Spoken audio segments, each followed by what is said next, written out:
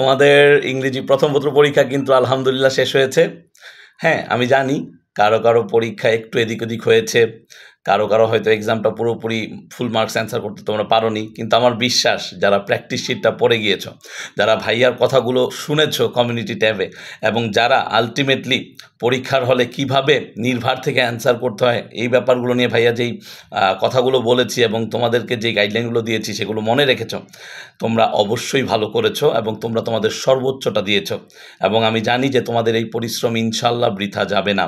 এবং যারা আমাদের সাথে ছিলে অজবর্ল ইংলিশের সাথে, তাদেরকে অসংখ্য ধন্যবাদ জানাই এবং আমার বিশ্বাস যে তোমরা সেকেন্ড পেপারও ইনশাল্লাহ ভালো করতে পারবে।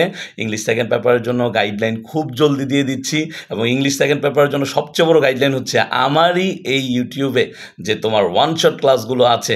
আলহামদুলিল্লাহ গত বছর প্রায় সবাই এই ক্লাসগুলো যখন করেছিল অনেক উপকৃত হয়েছে। এবং আমার বিশ্বাস এই বছর তার থেকে দ্বিগুণ সংখ্যক শিক্ষার্থী এই ওয়ান শট ক্লাসগুলো থেকে উপকৃত হবে।